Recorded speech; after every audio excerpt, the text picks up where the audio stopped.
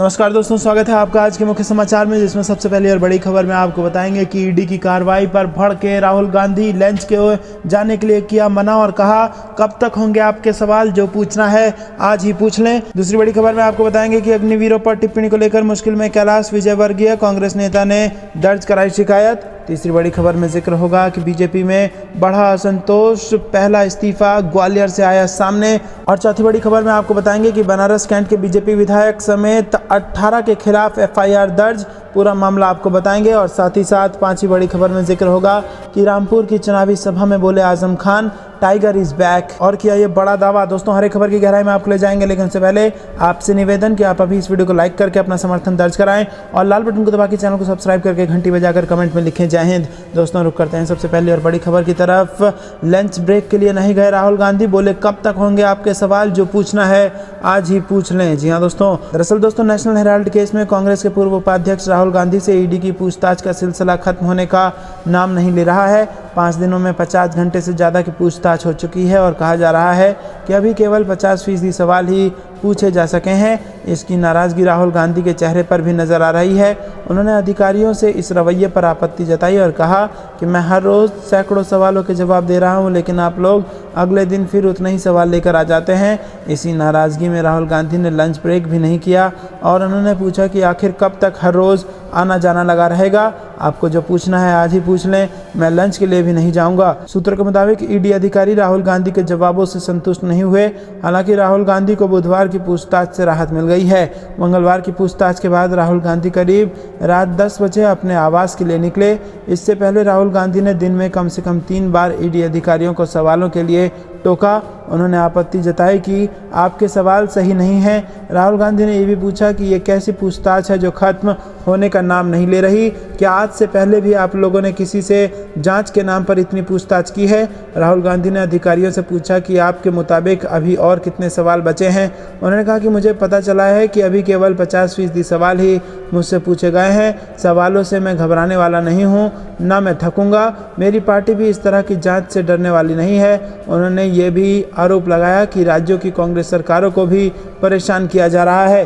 दोस्तों, रुक करते हैं अगली बड़ी खबर की तरफ। अग्निवीरों पर टिप्पणी को लेकर मुश्किल में कैलाश विजयवर्गीय, कांग्रेस नेता ने दर्ज कराई शिकायत। जी हाँ दोस्तों, आपको बता दें कि कांग्रेस के वरिष्ठ नेता और पूर्व राज्यसभा सदस्य वी हनुमंतराव ने भाजपा नेता कैलाश विजयवर्गीय के खिलाफ हैदराबाद के बेगम बाजार पुलिस स्टेशन में शिकायत दर्ज कराई है। और ये शिकायत पार्टी कार्यालय में सुरक्षा के लिए अग्निवीरों को नियुक्त करने की उनकी टिप्पणी को लेकर दर्ज कराई गई है। हनुमान राव ने विजयवर्गीय की टिप्पणी को सैनिकों और सेना का अपमान करने वाला करार दिया।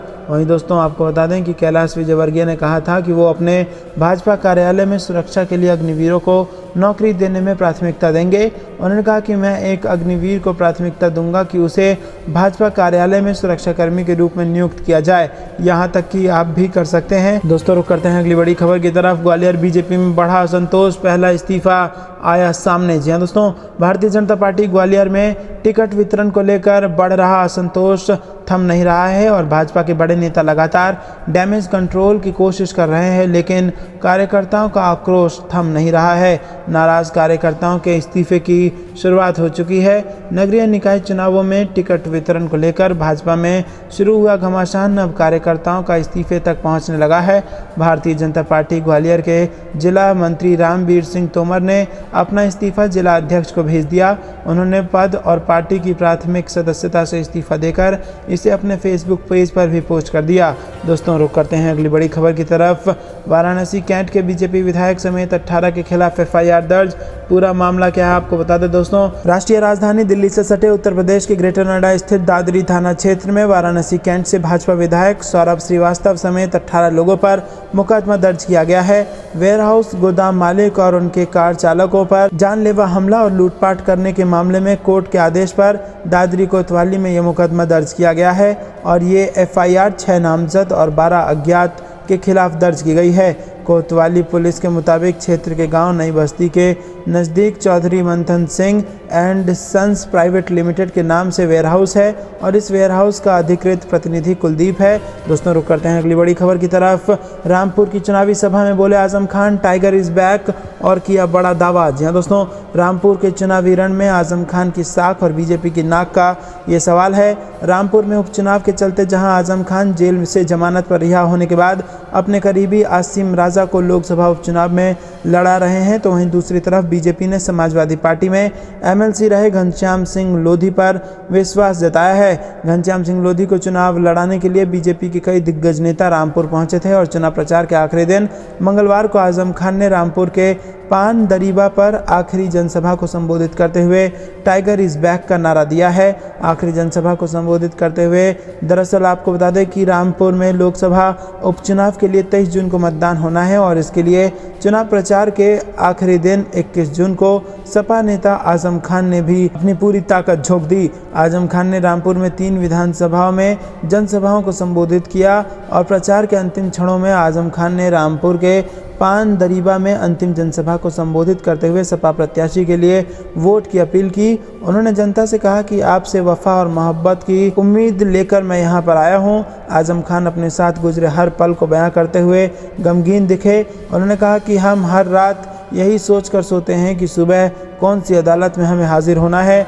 दोस्तों, रुक करते हैं अगली बड़ी खबर की तरफ। अखिलेश यादव का दावा, रामपुर और आजमगढ़ दोनों सीटें समाजवादी पार्टी ऐतिहासिक वोटों से जीतेगी। जी हां दोस्तों, यहां पर बड़ी खबर आ रही है। अखिलेश यादव ने दावा किया है कि रामपुर और आजमगढ़ दोनों जगह समाजवादी पार्टी ऐतिहासिक वोटों से जीतने जा रही है। भारतीय जनता पार्टी पूरे तरीके से वहां से हारने जा रही है। रुक करते हैं अगली बड़ी खबर की तरफ। अग्निपथ योजना से जुड़ी बड़ी खबर, केंद्र पर बरसे तेजस्वी यादव, कहा युवाओं से नौकरी छीनने का हो रहा है काम। जी हां दोस्तों, सेना में भर्ती के लिए लाई गई अग्निपथ योजना को लेकर केंद्र सरकार विरोधियों के लगातार निशाने पर है और इस कड़ी में बिहार विधानसभा में नेता विपक्ष और राष्ट्रीय जनता दल के नेता तेजस्वी यादव ने केंद्र की एनडीए सरकार पर जमकर निशाना साधा। मंगलवार को दिल्ली से पटना पहुंचने पर तेजस्वी यादव ने एयरपोर्ट पर पत्रकारों से बातचीत करते हुए कहा कि केंद्र सरकार अग्निपथ योजना के नाम पर देश के युवाओं से नौकरी छीनने का काम कर रही है। उन्होंने कहा कि देश में रेलवे और सेना में ही नौकरियां थी, लेकिन रेलवे को पहले ही प्राइवेट कर दिया गया है और अब सेना में जो भर्ती होगी उसको भी 4 साल का कर दिया गया है। तेजस्वी यादव ने कहा कि सरकार युवाओं से रोजगार छीनने का काम कर रही है, ये साफ साफ दिख रहा है। उनकी पार्टी ऐसी योजना का विरोध करती रहेगी। केंद्र द्वारा अग्निपथ योजना को वापस नहीं लेने के सवाल पर तेजस्वी यादव ने कहा कि उनका काम है योजना बनाना, इम्प्लीमेंट करना, लेकिन जनता सब कुछ देख रही है। जनता भले ही इसको लेकर तुरंत कोई निर्णय नहीं ले, लेकिन वो इसका जवाब देगी। जनता के पास शक्ति है, वो सरकार को बदल सकती है। उन्होंने कहा कि अग्निपथ योजना को लेकर वो लोग बुधवार को राजभवन मार्च करेंगे और केंद्र सरकार ऐसी कोई भी योजना लाती है तो वो उसका विरोध करते रहेंगे। बता दें कि केंद्र सरकार की अग्निपथ योजना का विरोध छात्रों के साथ साथ विपक्षी पार्टियां भी कर रही हैं। वो इसको लेकर सरकार पर निशाना साध रही है। बिहार समेत देश भर में इस योजना का भारी विरोध हो रहा है और इसे लेकर जगह जगह जमकर हिंसा और उपद्रव भी हो रहा है। हालांकि सरकार के द्वारा इसे रोकने की दिशा में उठाए गए कदम से अब तक तनाव की कमी आई है। दोस्तों, रुक करते हैं अगली बड़ी खबर की तरफ। उद्धव ठाकरे दे सकते हैं सीएम पद से इस्तीफा, कुछ देर बाद होने वाली है कैबिनेट मीटिंग और उस पर है सबकी नज़र। जी हां दोस्तों, महाराष्ट्र में जारी सियासी संकट के बीच उद्धव ठाकरे मुख्यमंत्री पद से इस्तीफा दे सकते हैं। कुछ देर में होने वाली कैबिनेट मीटिंग के बाद उद्धव ठाकरे के इस्तीफे की चर्चा है। इस्तीफे से पहले उद्धव ठाकरे अपनी शिवसेना पार्टी के सभी सदस्यों और विधायकों से बात भी करेंगे। एकनाथ शिंदे और 40 विधायकों के बागी होने के बाद महाराष्ट्र में घटनाक्रम तेजी से बदल रहे हैं और कुछ देर पहले ही शिवसेना नेता संजय राउत ने राज्य में मौजूदा राजनीतिक स्थिति के बीच महाराष्ट्र विधानसभा भंग करने के संकेत दिए थे। उन्होंने ट्वीट करते हुए लिखा था कि महाराष्ट्र में जारी राजनीतिक संकट विधानसभा भंग करने की ओर बढ़ रहा है। संजय राउत ने विधानसभा भंग होने का एक और संकेत दिया था। शिंदे का जिक्र करते हुए राउत ने कहा कि मेरे मन में उनके लिए कोई गलत विचार नहीं है, हम कोई रास्ता जरूर निकाल लेंगे। ज़्यादा से ज़्यादा क्या होगा, महाराष्ट्र की सत्ता चली जाएगी लेकिन गरिमा बनी रहनी चाहिए। सत्ता आती जाती रहती है, अगर विधानसभा भंग हुई तो क्या होगा। अगर सरकार विधानसभा भंग करने का सुझाव देती है और राज्यपाल सुझाव मान लेते हैं तो विधानसभा भंग हो जाएगी और दोबारा चुनाव होगा, लेकिन राज्यपाल चुनाव को नकार भी सकते हैं। ऐसा तब होगा जब राज्यपाल को लगेगा कि सरकार अल्पमत में है और ऐसे में राज्यपाल सरकार से फ्लोर टेस्ट पर बहुमत साबित करने को कह सकते हैं। दोस्तों, देश के लिए घातक है बीजेपी का अच्छा मतलब, अग्निपथ को लेकर राहुल गांधी का मोदी सरकार पर हमला। जी हां दोस्तों, आपको बता दें कि कांग्रेस के पूर्व अध्यक्ष राहुल गांधी ने अग्निपथ योजना को लेकर प्रधानमंत्री नरेंद्र मोदी पर एक बार फिर निशाना साधा है। राहुल गांधी ने ट्वीट कर कहा कि भारतीय जनता पार्टी का अच्छा मतलब देश के लिए घातक। राहुल गांधी ने ट्वीट किया कि प्रधानमंत्री जी, आपके समय के साथ सुधार वाले फायदों के परिणाम देश की जनता हर दिन भुगत रही है। नोटबंदी, गलत जीएसटी, सीएए, रिकॉर्ड तोड़ महंगाई, रिकॉर्ड तोड़ बेरोजगारी, काले कृषि कानून और अब अग्निपथ से प्रहार। भाजपा का अच्छा मतलब देश के लिए घातक। केंद्र सरकार ने सेना में भर्ती की नई अग्निपथ योजना की घोषणा 14 जून को की थी और इस योजना के तहत 17.5 से 21 वर्ष की आयु के बीच के युवाओं को केवल 4 साल के लिए सेना में भर्ती करने का नियम है, जिसमें से 25% को 15 और वर्षों तक बनाए रखने का प्रावधान है। दोस्तों, रुक करते हैं अगली बड़ी खबर की तरफ। एनएसयूआई कार्यकर्ताओं ने अग्निपथ योजना के विरोध में फेंकी काली स्याही। मंत्री गजेंद्र शेखावत के काफिले को दिखाए गए काले झंडे। जी हां दोस्तों, केंद्रीय जल शक्ति मंत्री गजेंद्र सिंह शेखावत को जैसलमेर में एनएसयूआई के पदाधिकारियों ने काले झंडे दिखाए। एनएसयूआई कार्यकर्ताओं ने राहुल गांधी को ईडी की ओर से परेशान करने और अग्निपथ योजना के खिलाफ प्रदर्शन भी किया और इस दौरान पोखरण हाईवे पुलिस बल तैनात रहा। और आपको बता दें कि एनएसयूआई जिलाध्यक्ष भूम सिंह ने बताया कि केंद्रीय मंत्री गजेंद्र सिंह के काफिले को काले झंडे दिखाकर उनकी गाड़ी पर काली स्याही फेंककर विरोध जताया गया और उन्होंने बताया कि केंद्र सरकार की ओर से जांच एजेंसियों का दुरुपयोग करके राहुल गांधी को परेशान करने और अग्निपथ योजना से युवाओं के भविष्य के साथ खिलवाड़ करने के वो खिलाफ हैं। दोस्तों, रुक करते हैं अगली बड़ी खबर की तरफ। एमपीपीएससी परीक्षा में कश्मीर पर पूछे गए प्रश्न पर नाराजगी, कांग्रेस ने उठाए सवाल, 2 एक्सपर्ट्स ब्लैकलिस्ट। जी हां दोस्तों, मध्य प्रदेश लोक सेवा आयोग ने रविवार को राज्य सिविल सेवा प्रारंभिक परीक्षा के लिए एक पेपर सोशल मीडिया पर वायरल कर दिया। दरअसल इसमें एक सवाल था कि क्या कश्मीर को पाकिस्तान को सौंप देना चाहिए। विवाद के बाद एक्शन लेते हुए एमपीपीएससी ने प्रश्न रद्द कर दिया और साथ ही 2 विशेषज्ञों को ब्लैकलिस्ट कर दिया गया है। इसमें 2 विकल्प दिए गए थे। पहला, हाँ क्योंकि ये भारत के पैसे बचाएगा, और दूसरा विकल्प नहीं क्योंकि इससे और अधिक मांगे उठेंगी। और दोस्तों, आपको बता दें कि आंसर शीट के मुताबिक दूसरा विकल्प सही जवाब है। एक परीक्षार्थी नाम ना बताने की शर्त पर कहता है कि उत्तर स्पष्ट था। उन्होंने कहा, लेकिन हमें ये सवाल पूछने के पीछे का कारण समझ में नहीं आया। दोस्तों, रुक करते हैं अगली बड़ी खबर की तरफ। राहुल गांधी जी एकमात्र नेता जो मोदी जी का मुकाबला करते हैं। ईडी की पूछताछ पर कांग्रेस का सत्याग्रह। जी हां दोस्तों, कांग्रेस ने नेशनल हेराल्ड से जुड़े कथित धन शोधन मामले में अपने पूर्व अध्यक्ष राहुल गांधी से प्रवर्तन निदेशालय की पूछताछ और सेना में भर्ती की नई अग्निपथ योजना के विरोध में मंगलवार को सत्याग्रह मार्च निकाला और उसके बाद पार्टी के कई नेताओं एवं कार्यकर्ताओं को पुलिस ने हिरासत में ले लिया। मुख्य विपक्षी दल ने राहुल गांधी से ईडी की पूछताछ को लेकर केंद्र सरकार पर निशाना साधते हुए कहा कि ये पूछताछ सिर्फ उसके पूर्व अध्यक्ष को नीचा दिखाने के लिए किया जा रहा है, क्योंकि इस पूरी प्रक्रिया में कुछ भी संवैधानिक और कानूनी नहीं है। सत्याग्रह मार्च से पहले कांग्रेस ने दावा किया था कि केंद्र सरकार ने उसके मुख्यालय के सामने रैपिड एक्शन फोर्स तैनात की है। मार्च से पहले कांग्रेस मुख्यालय के परिसर में राजस्थान के मुख्यमंत्री अशोक गहलोत, छत्तीसगढ़ के मुख्यमंत्री भूपेश बघेल और पार्टी के कई अन्य वरिष्ठ नेता, सांसद एवं कार्यकर्ता एकत्र हुए और उन्होंने अग्निपथ योजना को लेकर मोदी सरकार पर निशाना साधा और राहुल गांधी से पूछताछ के मुद्दे को लेकर भी अपना विरोध जताया। दोस्तों, रुक करते हैं अगली बड़ी खबर की तरफ। एनएसए अजीत डोभाल की चेतावनी पर ओवैसी का पलटवार, याद दिलाया चीन का अतिक्रमण। जी हां दोस्तों, अखिल भारतीय मजलिस इत्तेहादुल मुस्लिमीन प्रमुख असदुद्दीन ओवैसी ने मंगलवार को अग्निपथ योजना पर राष्ट्रीय सुरक्षा सलाहकार अजीत डोभाल की टिप्पणियों को लेकर भाजपा सरकार पर निशाना साधा है। ओवैसी ने कहा कि सैन्य अधिकारियों के बाद अग्निपथ भर्ती योजना का बचाव करने के लिए एनएसए को आगे किया गया है। 56 इंच में अपने फैसले को स्वीकार करने की हिम्मत नहीं है और वो दूसरों के पीछे छिप रहे हैं। ओवैसी ने आगे कहा कि प्रधानमंत्री को देश के युवाओं की बात सुननी चाहिए और योजना को रद्द कर देना चाहिए।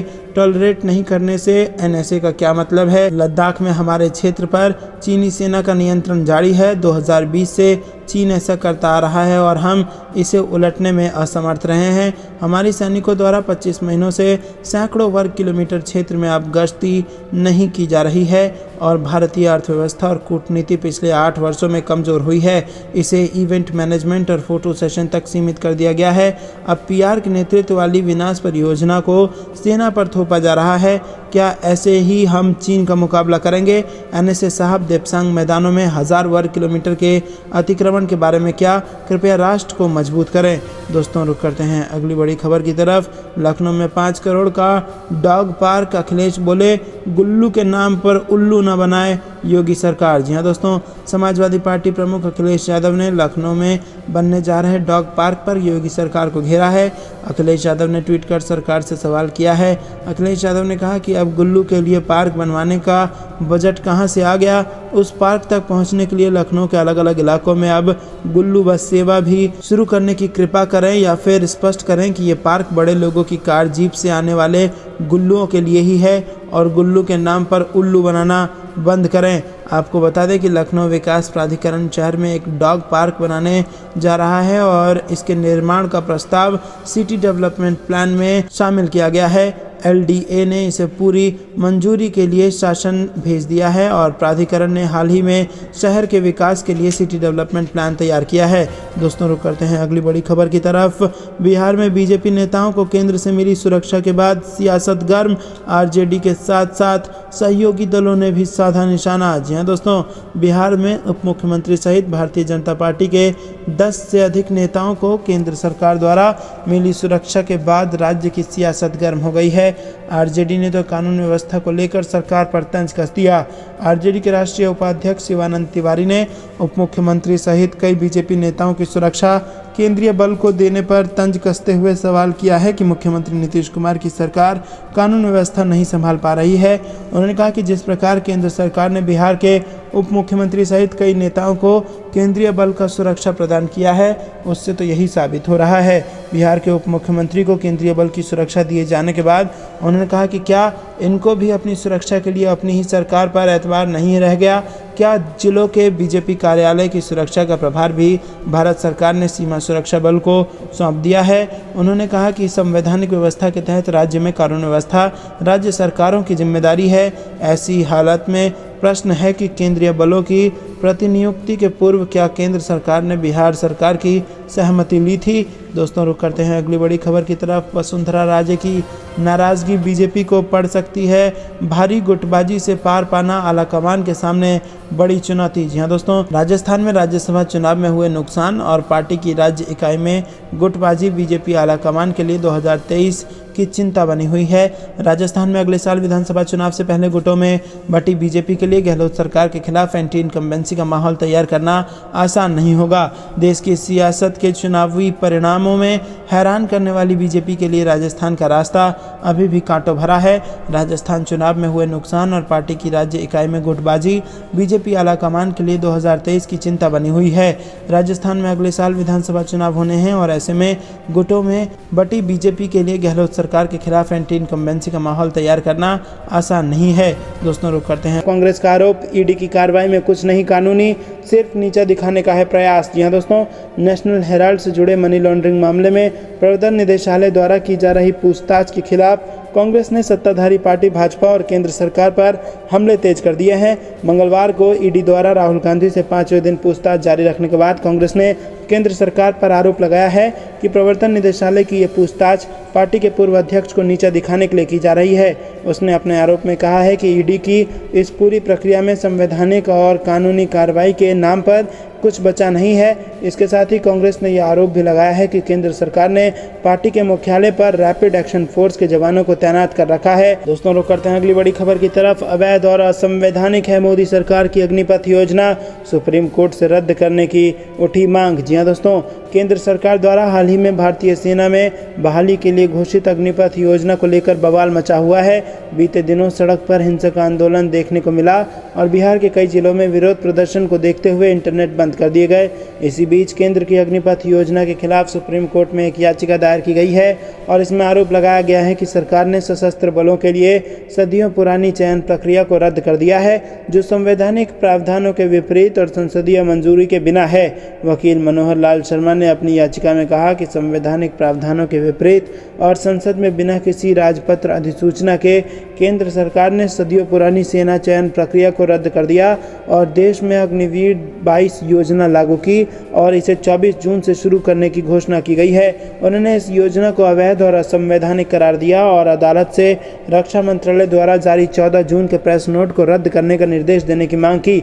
दोस्तों कमेंट में आप हमें इस योजना के बारे में अपनी राय जरूर बताइए। तो दोस्तों ये थी दिन भर कुछ बेहतरीन और बड़ी खबरें। तक बने रहने के लिए बहुत बहुत धन्यवाद। देख रहे थे आपका अपना चैनल जय हिंद जय भारत।